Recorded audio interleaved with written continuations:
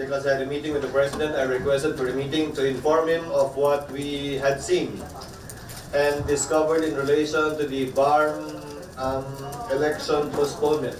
Alalahanin natin, ang pangako natin sa ating mga kababayan sa BARM ay hindi lamang eleksyon, pero malinis, pantay, parehas at tapat na halalan. Nakita kasi namin yung provision sa BARM Election Code at IRR na nagsasabing lahat daw ng mga appointed officials na nag-file ng Certificate of Candidacy ay hindi considered resigned.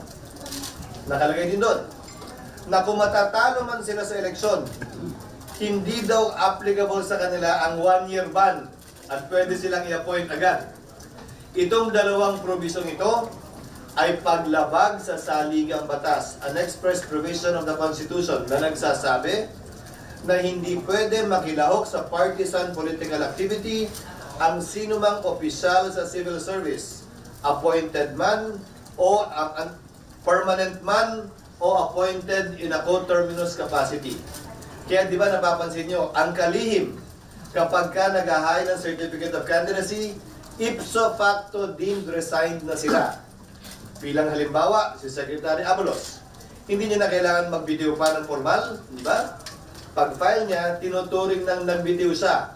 Dahil ayon sa mga naunang desisyon ng Korte Suprema, partikular, ang mga salitang binitiwan ni then Justice Chief Justice Carpio, ang pag-file ng Certificate of Candidacy ay partisan political activity. Ngayon, sa 40 miyembro ng BTA, 35 ay nag-file ng Certificate of Candidacy. 5 lamang sa 40 miyembro ng BTA ang hindi nag-file ng Certificate of Candidacy.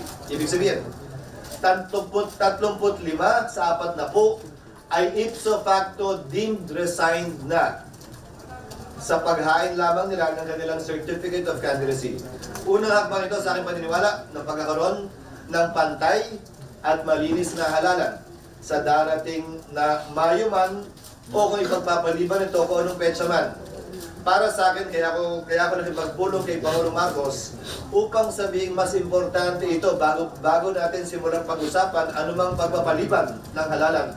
Dahil kailan man ang eleksyon, Mayo man, Hunyo man, Hulyo man, Agosto man, hindi maaaring manatiling ganyan ang sitwasyon na yung mga kandidato ay nakaupo at nakapwesto. Dahil yung pangako natin ng pantay at malinis at tapat na halalan, hindi kayang ibigay anuman ang petsa ng ating pagkakasunduan sa Kongreso.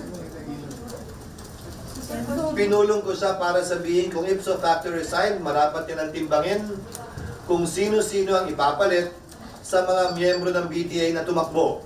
Again, 35 out of 40. Sir, napag-usapan niya. Ikaw consider daw niya dahil unang beses pa lang niya narinig kanina, kagabi. Kasama namin sa pagpupulong si Executive Secretary at kanilang pagpapasyahan daw sa lalong madaling panahon at titingnan at susuriin itong pinahintawag namin. So, sino mag-a-appoint, sir? Sa ilalim, ang nag-appoint doon sa 4 ay si Pangulong Marcos. So, siya rin na mag-a-appoint? Siya din ang mag-appoint. Pero sir, nakausap niyo yung mga BTA officials, sir, regarding this? Kasi kung maaaring pinangahawakan nila yung provisions nung Bangsamoro Organization. Oo, pero hindi sila pwede magpasa ng batas na lumalabag sa batas na pinasa ng Kongreso.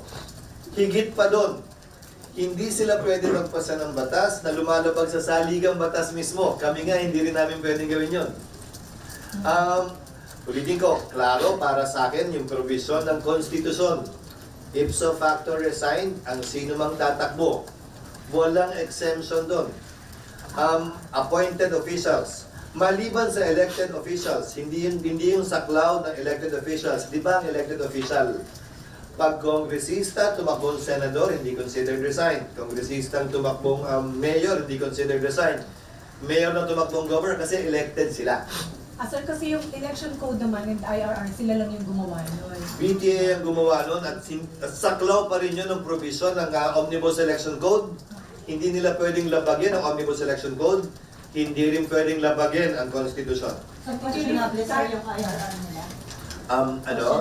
Questionable yung IRR. Para sa akin, hindi lamang questionable. Klarong paglabag at walang epekto kung sakasakali sa saligang batas at sa batas na pinasa ng Kongreso sa pamamagitan ng Omnibus Election Code. Sir, effect niya Sir, sir di ba dun dapat sa may declaration na unconstitutional siya? Hindi kinakailangan.